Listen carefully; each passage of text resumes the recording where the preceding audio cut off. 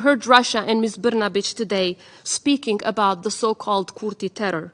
Kurti is the Prime Minister of the Republic of Kosovo, but he was also a war prisoner, almost tortured to death in their prisons, while the President of Serbia during those same years was the Minister of Propaganda for Milosevic. And as if that was not enough, they publicly state, even nowadays, including last night by the President of Serbia, that they wish that they had never released Kurti from prisons alive. Yet again, the Prime Minister of Kosovo has chosen the dialogue. In that table led by EU negotiators, on one side you have the Prime Minister of Kosovo, a war prisoner, almost tortured to death. And on the other side, you have the Minister of Propaganda of the regime that tortured him. But we will never give up on dialogue as the only means for resolving any difference between us. You heard that Serbia is in fact terrorizing Serbs and Pristina is protecting them, which is, I guess, why 11% of Serbs, or 2,000 Serbian families, left Kosovo and Metohija only since May this year, and left where? And I'll give the floor to Ms. Osmani Sadriu. Good afternoon, Mr. President, members of the Council, distinguished guests. I had the honor of speaking to this Council just a few days ago, giving voice to thousands of survivors of sexual violence from the last war in Kosovo. It is when you speak of the pain of those who suffered most that you are reminded again and again of the suffering that wars bring to the most vulnerable. But the story of the survivors of Kosovo is one of resilience, one of turning pain into strength, one of turning agony into positive contribution for their society and their country. As I said that day, the victims of sexual violence during the war in Kosovo chose not just to survive, but to thrive. That is their story. And ladies and gentlemen, that is also the story of Kosovo. A free, independent, sovereign, democratic, and a thriving republic. And it will be so for as long as Earth circles the sun. I speak to you today as the president of a country that has lost around 13,000 people in just a few months of war, with thousands left unaccounted for through enforced disappearance, with the highest number of children killed per capita of any war in former Yugoslavia, with almost every house destroyed, with thousands tortured as political and war prisoners, with thousands raped as a tool of war, with around 80% of the people of Kosovo forced to leave their houses, with practically everything burned down to ashes. And yet again, we chose to rise from the ashes, to rebuild our lives, and build a future where all of our people, no matter their background, can live in a country free of fear, discrimination, or propaganda that can spur violence.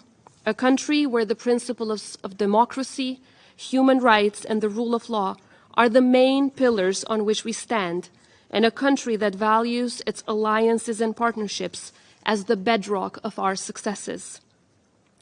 We're also a country that has extended a hand of cooperation to our neighbor Serbia, and we participate in a dialogue through which we would peacefully resolve all of our remaining differences. We decided to do so despite Serbia never having asked for forgiveness, never showing a sign of repent for the crimes committed by the Milosevic regime, never having accepted the reality that happened in front of the eyes of the world. But instead, they remain in a state of denial and make every possible effort to take our region back to the 90s. I am here to say that we will not let that happen.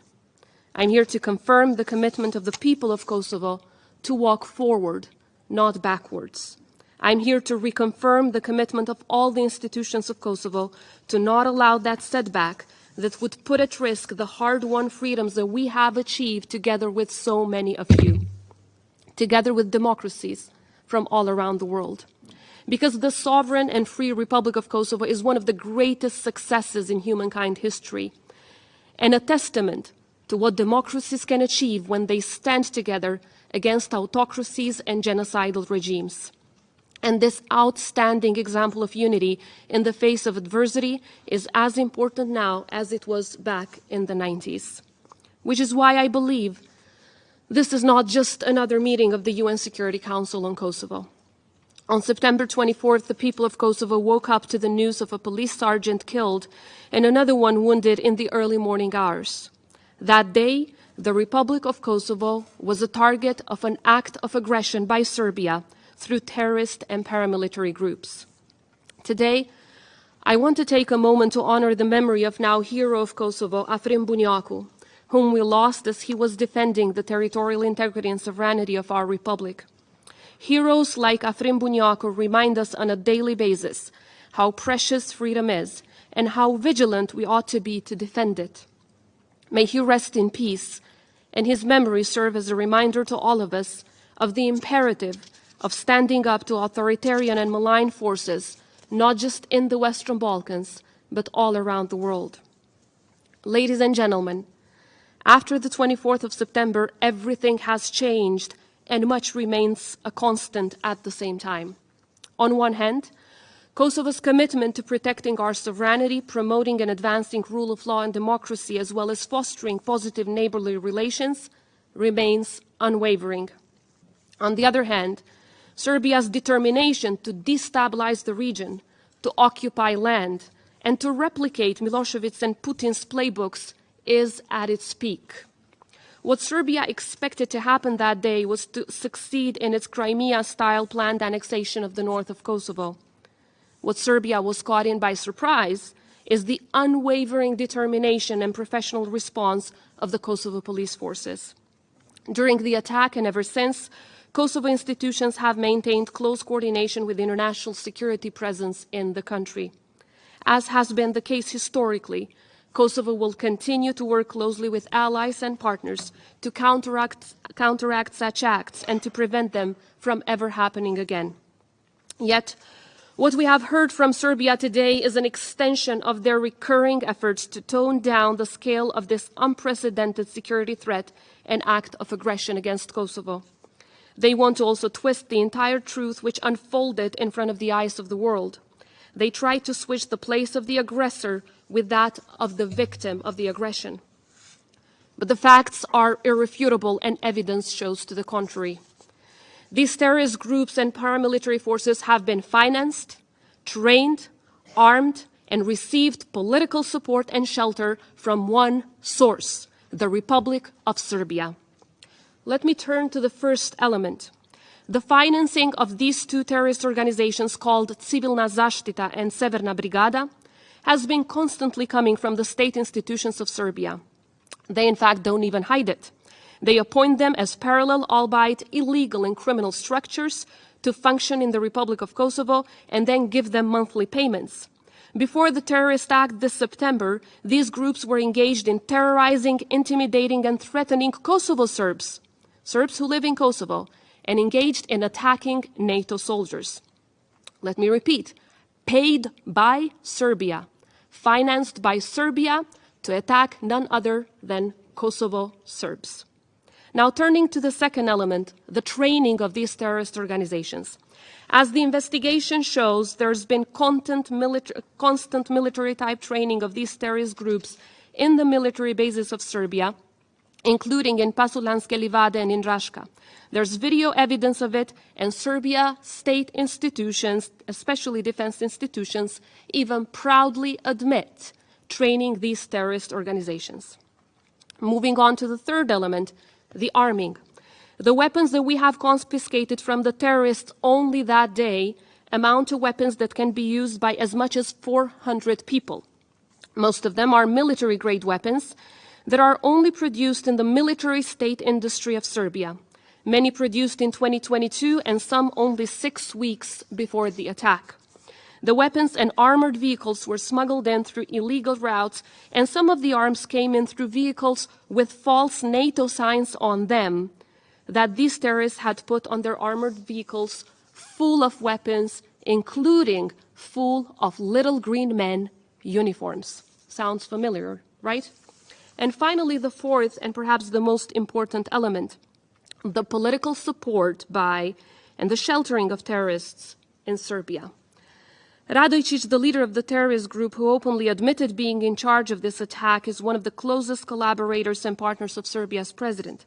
He even sits in National Security Council meetings in Serbia, right next to the Serbian president, and is still walking free around Serbia, despite admitting leading that attack. In addition to that, Serbia made sure to announce a day of mourning for those terrorists who killed a police officer while defending our country from aggression. And let us not discard the massive propaganda and constant hints that have been given on the streets, in football matches, in interviews, and all around Serbia ahead of the September 24th act of aggression. The infamous saying, "when the army returns to Kosovo," appeared in graffitis all over Serbia and all the way to Russia. In the light of this evidence, we must set one thing clear. This is not some quarreling between two countries or a blame game. What happened on September 24th was not just an attack on Kosovo. It was a plan to destabilize the entire Western Balkans. This was an attack against democracy and freedom, as well as peace and stability, which you have helped build. Thus, we must be in this together. The response of the international community was united in unequivocally condemning this terrorist act against Kosovo. The amount and types of weapons confiscated represented a significant threat to the safety of not only Kosovo citizens, but also international personnel, including NATO troops. The US, the UK, the EU members and other countries have called for everyone involved in planning and carrying out this attack to be held accountable, and stated that Serbia must fully cooperate. While condemning the act of these paramilitary and terrorist groups, the international community widely praised the reaction of Kosovo police as very professional and in full coordination with NATO forces as well as ULEX. Today, the Kosovo police stands proud as the epitome of professionalism and diversity within the region's law enforcement landscape and beyond. It exemplifies a resounding success story that has unfolded over the 2 decades of our free republic. This remarkable achievement is a testament to the unwavering commitment of our institutions to the cause of law enforcement, but also the visionary partnership of our international allies that support us in this regard. Whether in the south or the north, east or the west, the police's unwavering mission is one and only: instilling trust, safety, and security in neighborhoods and communities across the entire country. Mr. President, Council members, while Vučić aims to cover his true intentions, his acts reveal his underlying motives. He wants more territory. It is that simple. It is, however, that much concerning. And to everyone acting in disbelief that someone would do something like that and use the 90s tactics in 2023, I say, rationality always parts ways with autocrats. Rationality stands no chance among malign intentions, expansionist appetites, and imperialist ambitions. It is utterly unfortunate that Serbia sees violence as a solution to everything. Only in the past few months, Serbia abducted 3 Kosovo police officers within the Kosovo territory, attacked countless journalists, as well as attacked 93 KFOR soldiers through their illegal gangs. And as confirmed by the White House National Security Council, there has been, I quote, a large Serbian military deployment along the border with Kosovo. Calling it a destabilizing development, the statement went on confirming, I quote, unprecedented staging of advanced Serbian artillery, tanks, mechanized infantry units. Serbia only pulled some of its troops from the border after the U.S. warnings that it could face punitive measures. But significant military forces continue to be permanently based in the area, with Serbia's 48 forward operating bases around the border with Kosovo. Ladies and gentlemen, A clearer understanding of the situation also requests a better understanding of the mastermind behind it all. Autocratic leaders often master the art of projecting themselves as promoters of peace, all the while consolidating power behind the facade. Their narratives and propaganda make it challenging for some to discern the true nature of intentions of their leadership. Serbia's government cynically claims that what happened on September 24th is a righteous response of local Serbs against the so-called pressure and terror. Let me be clear. What is happening is not a result of pressure and terror against Kosovo Serbs, but instead a clear reflection of Serbia's strong and historic appetite for more instability, for more territory. I invite you all, dear members, to come to Kosovo so that you can witness firsthand the progress marked in my country. We have made significant strides in establishing one of the most advanced constitutional and legal frameworks in the world that steadfastly protects the rights of minority communities. And what I believe is hard to find in the vast majority of countries around the world, the Serb ethnic minority in Kosovo, that comprises about 3 to 4% of our entire population, holds a veto power over amendments to the Constitution and any law deemed to be of vital interest, ensuring their say in key legislative decisions that relate to education, religion, rights of communities, local election reforms, municipalities, use of language, use of symbols, and other decisions. That is, even if over 90% of the members of parliament would vote in favor, nothing can pass without their consent.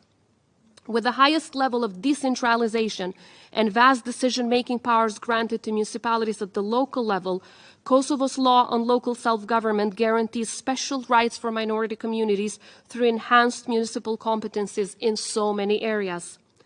This all stands as a testament to Kosovo's commitment to creating an inclusive and diverse society where the rights of all its citizens, including minorities, are protected and upheld. I keep repeating, and I will say this again to every Serb living in Kosovo. Kosovo is your home as much as it is mine. I want to work with each and every one of you to make it a home where you prosper and thrive and contribute to make it a better place for all. The Constitution and legislation in force provide for strong protections on the rights of Kosovo's Serb community to use their language at all levels, both national and local. The Serb language has the status of an official language in all the territory of Kosovo, while education as well as other services are guaranteed also in their language. Recognizing the profound significance of cultural heritage, our Constitution guarantees the Orthodox Church a special level of protection in our country, further cemented by the law on special zones, while independent and professional assessment confirm that Orthodox churches in Kosovo enjoy a high level of security. Yet, as I speak of enhanced and advanced rights for Kosovo Serbs and every minority community in Kosovo, ethnic cleansing through administrative means, as qualified by the Helsinki Committee for Human Rights, is ongoing in Serbia, more precisely in the Preševa Valley. Through the passivization of residence addresses, the Serbian government is tracelessly, that is even without issuing any written notice or document, wiping out Albanians from the civil registry of Serbia and as a result denying them of all of their basic rights. These violations of rights, also confirmed by the US State Department reports, as well as some of the latest resolutions of the European Parliament, are further exacerbated by the hate speech and discriminatory language which is routinely used by media and politicians in Serbia. Dear members of the Council, justice. Justice is the centerpiece of our every action. Rule of law is the bedrock of our governance. It is shameful but also unacceptable how Serbia attempts to label our rule of law efforts as acts against Kosovo Serbs. This false play of the interethnic crime card to undermine our pursuit of justice is a strategy we fervently reject. We stand ready and very resolute in our resolve to combat crime and criminal organizations with an unwavering commitment that transcends ethnicity, religion, or any other background. A criminal is a criminal, no matter their nationality. In our relentless pursuit of justice, we adamantly uphold and unwaveringly adhere to highest standards of human rights. Anything contrary to this is not and will never be acceptable to us. And I have, as President, raised my voice every single time these standards were not upheld. Furthermore, it has now become a standard practice to have the presence of international community in a monitoring capacity in all of these processes. But to put things in perspective and to speak of the actual cases that are classified as cases of interethnic crime, I am proud to say that since 2008, the year of our independence, when the level of interethnic crime was a total of 63 cases that year, we have witnessed a trend of constant reduction over the years. In 2023, the total number of interethnic crimes is 19 cases, 19, out of which almost 70% consist of chanting, swearing, and graffitis. But we are committed, dear members, to bring that number down to zero. Let me be clear. In Kosovo, we have a shared endeavor, one that unites us in a common cause to safeguard and strengthen our collective future. As we navigate the path forward, we want to continue to build bridges and advance together toward a brighter tomorrow, one that not only fulfills our aspirations, but also secures the well-being of all of our citizens and communities. In our efforts to advance the rights of every community, and in this case the Serb minority community, I confirm that we are willing to do even more for the Serbs in Kosovo.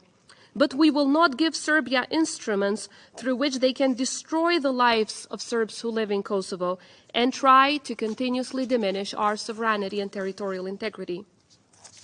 Ladies and gentlemen, Kosovo, once a symbol of suffering because of the genocidal war waged by Milosevic, has emerged today as a shining example of democracy in the Western Balkans and beyond.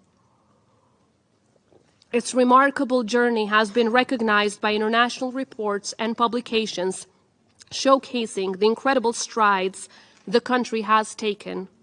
With a vibrant civil society, a flourishing economy, and a resilient population, Kosovo stands as a testament to the transformative power of determination and the pursuit of democratic ideals. Its story of resilience and hope that proves that even in the most challenging circumstances, the ideals of democracy can be ignited and can flourish. International reports and publications have consistently highlighted Kosovo's remarkable democratic progress. Our commitment to human rights, rule of law, and good governance has garnered well-deserved praise with many observers such as Transparency International, World Justice Project, Freedom House, World Press Freedom Index, and VDEM lauding Kosovo as a model for other countries in the region. Kosovo stands out today for its remarkable progress in the fight against corruption, for rule of law, media freedom, political freedoms, and civil rights, as well as democratic elections. Obviously, these international organizations are showcasing the truth and not the propaganda that you have heard from Serbia today. As the youngest democracy in the Western Balkans, Kosovo has embraced its state-building journey with an unparalleled dedication to fostering an inclusive, transparent, and participatory democracy. Its successful endeavors in building a strong democratic foundations are an inspiration to the region and a symbol of what can be achieved when the pursuit of democracy takes center stage. In the face of any challenge, our people's resolve remains unshaken. We understand and cherish profoundly the value of our democracy and independence, and are fiercely proud of our state-building journey, a path marked by unwavering determination and sacrifice. Dear members of the Council, Serbia constantly pretends as if it is the authority to interpret international law. We all know that it is not. The final authority to do that is the International Court of Justice, which has unequivocally found that the Kosovo Declaration of Independence has not violated any applicable rule of international law. If I might add, this opinion was requested by Serbia itself, but they not only continue to deny it, but also violate it through their constant acts of aggression. And since today, we're led by the Brazilian presidents of the UN Security Council, I would like to honor the memory and legacy of one of the greatest minds of international public law and international humanitarian rights law, the former ICJ judge, the late Judge Trinidade of Brazil. In his opinion, in the case of Kosovo's declaration of independence before the ICJ, he stated, "No state can invoke territorial integrity in order to commit atrocities, nor perpetrate them on the assumption of state sovereignty, nor commit atrocities and then rely on a claim of territorial integrity, notwithstanding the sentiments and resentments of the people victimized. What has happened in Kosovo is that the victimized people have sought independence in reaction against systematic and long-lasting terror and oppression perpetrated in a flagrant breach of the fundamental principle of equality and non-discrimination. The basic lesson is clear. No state can use territory to destroy population. Such atrocities amount to an absurd reversal of the ends of the state, which was created and exists for human beings, and not vice versa." Judge Trinidade ends his opinion with the following: "States transformed into machines of oppression and destruction cease to be states in the eyes of their victimized population. Thrown into lawlessness, their victims sought refuge and survival elsewhere, in the jus gentium, in the law of the nations, and in our times, the law of the United Nations. I dare to nourish the hope that the conclusion of the present advisory opinion of the International Court of Justice will mark the closing chapter of yet another long episode of the timeless saga of humankind in search of emancipation from tyranny and systematic oppression." End of quote. We all had the hopes of Judge Trinidade. Unfortunately, as long as there are dictators who search for more territory rather than care about the people, we'll continue to face the challenges of tyranny. In the face of such challenges, we should never fall into the trap of both-sidism. We are witnessing a tendency to apply the principle of both-sidism when confronted with complex issues. This approach aims to appear balanced and impartial by giving equal weight to opposing perspectives. However, it also more often than not risks to lead to a fallacy that undermines the very essence of democracy. When we fail to unequivocally call evil by its true name, we risk to create space to moral equivalence between right and wrong, virtue and vice. This approach obscures the fundamental values and principles that democracies are built upon: justice, human rights, and the rule of law. In doing so, this opens the door to manipulation and deceit by authoritarian regimes, who exploit this reluctance to take a strong, principled stand against their actions. We have seen it in our part of the world, and we are seeing it in Ukraine. Authoritarians exploit the gray areas created by both-sidism, using it as a tool to sow confusion and weaken democratic institutions. In the face of an ever-growing bond between the world's autocrats, democracies must stand firm in their principles and values, for it is the only way to preserve their resilience and protect the democratic freedoms. In face of such hybrid actions through the act of aggression by Serbia, we ask our international partners for strategic clarity and determined actions to prevent acts of aggression by Serbia from ever happening again. In a resounding call for peace and security, our plea is clear and unyielding. Kosovo needs substantial security guarantees within the Euro-Atlantic security framework. As we move forward, we should focus on halting Serbia's support for terrorist activities against Kosovo, urging them to cooperate in the investigation of the recent terrorist attack and hand over to us the terrorists involved. Moreover, increase the security around Kosovo's border with Serbia and adopt clear measures against Serbia's leadership as a deterrence. A resolute message at this point would underscore a commitment to safeguarding peace and security in the entire region, but also in the entire European continent. Most importantly, it would showcase that the democratic world does not stand idle in the face of autocratic and hegemonic regimes. As President Biden recently said, you know, history has taught us that when terrorists don't pay a price for their terror, when dictators don't pay a price for their aggression, they cause more chaos and death and more destruction. They keep going, and the cost and the threats to the rest of the world keep rising. Dear members of the Council, we must not let propaganda win. We must fight for the truth. There is only one truth that can be evidenced, and that is that Kosovo has been a victim of an act of aggression by Serbia. That Serbia is terrorizing Serbs who live in Kosovo for the sake of stopping their integration within Kosovo institutions and society. That Serbia wants Kosovo territory, which they will never get. That Kosovo is the constructive party in the dialogue with a track record of implementing the vast majority of its undertakings. And that Serbia's list of non-implementation is so long that it would take us many, many hours to just go through it. That we want a full and swift implementation of the entirety of the Brussels Agreement of February 27th in a fair and balanced way. That while we were committed to peaceful talks with Serbia, they resorted to use of force. That we want justice and accountability, and Serbia wants denial and impunity. That we want peace, and Serbia has shown on the 24th of September that they, unfortunately, want war.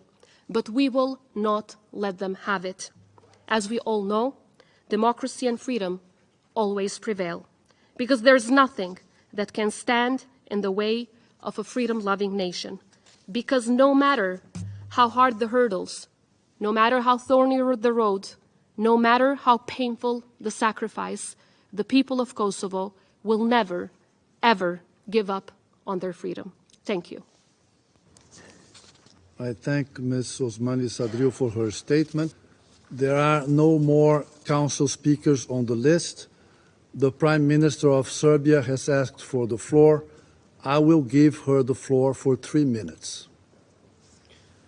Thank you very much. So I will immediately start by saying that I could probably respond to what Ms. Osmani said, as well as Albanian ambassador, for a couple of hours. But I will give you a few examples just to show how it looks like in words and in practice.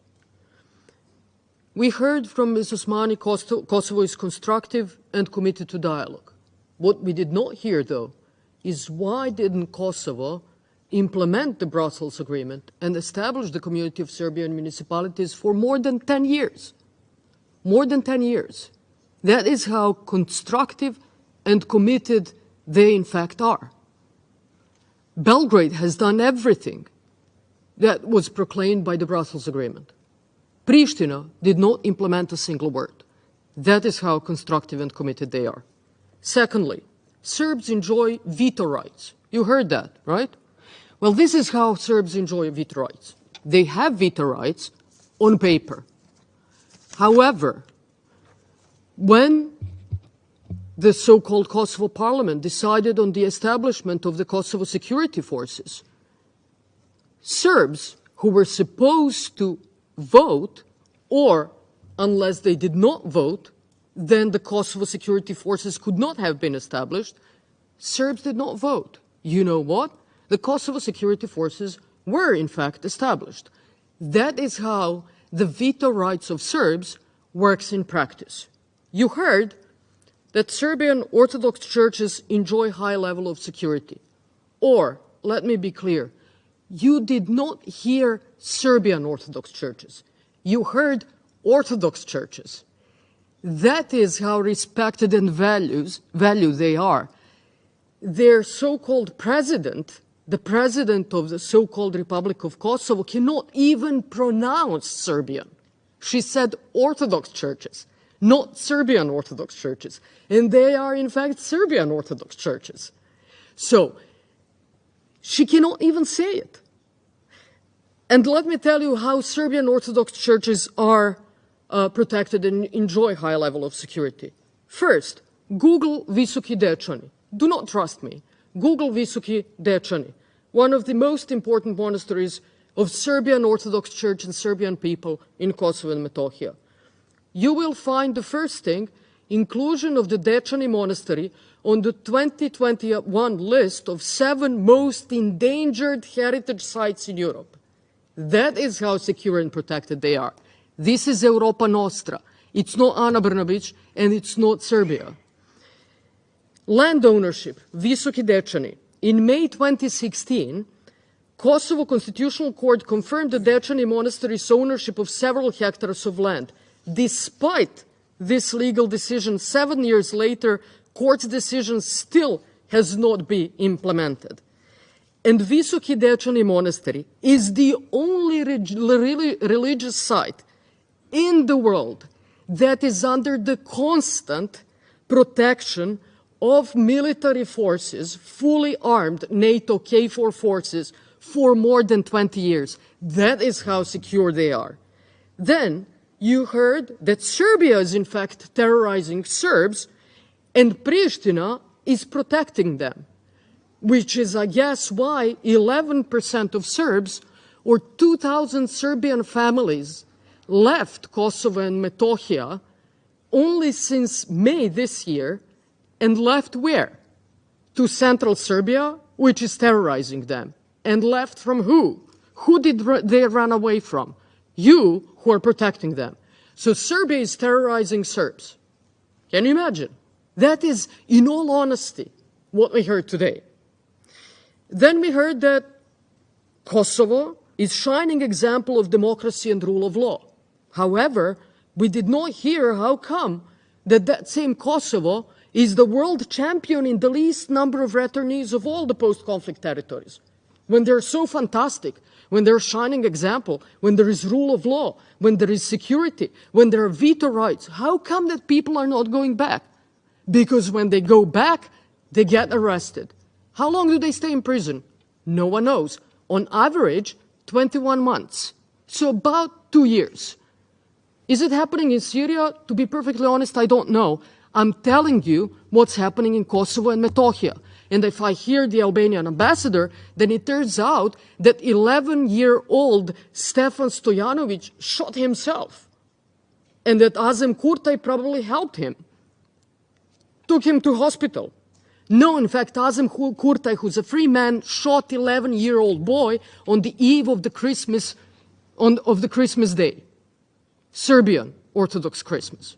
That is how Serbs live in Kosovo and Metohija. Then we heard that Serbia wants Kosovo territory, and Serbia thinks that we are the only ones who can interpret the international law. Well, let me tell you something. We are sitting here in the UN Security Council. United Nations recognizes the Republic of Serbia in its entirety. Republic of Serbia and Autonomous Province of Kosovo and Metohija as part of the Republic of Serbia. This is where we sit. This is the home of the United Nations. You're not a member of the UN. So 80% of the world population does not recognize Kosovo and Metohija. And finally, and I'm finishing with this, we heard again victims of sexual violence. As a woman, I can say that I think that sexual violence, rape, is the worst crime in the humanity. You know what? Albanian women were raped, unfortunately, and regrettably. Serbian women were raped as well. Roma women were raped as well. And to be honest, I cannot believe that even victims of sexual violence are seen only through the eyes of ethnicity and used only for political propaganda. Thank you. I thank the Prime Minister of Serbia for her statement. Ms. Osmani Sadriu has asked for the floor. I'll give her the floor for 3 minutes. Thank you, Mr. President. I'd like to start by thanking all those countries who have been contributing not only through their speeches, but also through their work with us in the ground for peace and stability in the entire Western Balkans. And for those of you that have concerns, I want to say we want to work with you to make things better, because we in Kosovo believe that democracy is never a finished project. It was actually sufficient to listen to the speech of the Russian Federation to understand which party here is telling the truth and which one is spurring falsities through a propaganda machine. Russia once again used propaganda against the people of Kosovo and against those who fought for the freedom of Kosovo, the Kosovo Liberation Army. The biggest difference between Kosovo and Serbia is that we are not afraid of justice, which is why we have ourselves created the specialist chambers, because we will not allow for a moral equivalence to be created between those who committed genocide and those that defended our people from genocide. As was the case in the past, we are fully confident that justice will once again prevail. Mr. President, members of the Council, my people were victims of some of the most horrendous crimes known in humankind history. It is precisely because of the pain and the suffering we had to go through that make us so committed to never ever see that ever happening to anyone else again, no matter their ethnicity or religion or other background. It is being victims of a genocidal war that has shaped us into the strongest defenders of peace, stability, human rights, rule of law, and freedom, but also defenders of truth from propaganda. You heard Russia and Ms. Bërnabiqin today speaking about the so-called Kurti terror. Kurti is the Prime Minister of the Republic of Kosovo, but he was also a war prisoner, almost tortured to death in their prisons, while the President of Serbia during those same years was the Minister of Propaganda for Milosevic. And as if that was not enough, they publicly state, even nowadays, including last night by the President of Serbia, that they wish that they had never released Kurti from prisons alive. Yet again, the Prime Minister of Kosovo has chosen the dialogue. In that table led by EU negotiators, on one side you have the Prime Minister of Kosovo, a war prisoner, almost tortured to death. And on the other side, you have the Minister of Propaganda of the regime that tortured him. But we will never give up on dialogue as the only means for resolving any difference between us, because Kosovo is a country full of Mandelas, Gandhis, and Martin Luther Kings, of people who strive for the future, for peace and reconciliation. Our parliament, our government, every institution, every house in our republic is full of survivors of horrendous crimes, but all of them committed to and working for peace. This is who we are, a nation of survivors who thrive, a nation committed to peace because we have seen the opposite of it, a nation committed to democracy because we've lived the opposite of it, and a nation that is ready to pay any price to ensure the survival and the success of liberty. Thank you very much for your attention. I thank Ms. Osmani Sadriou for her statement. The President thinks that speakers have made their points. The meeting is adjourned.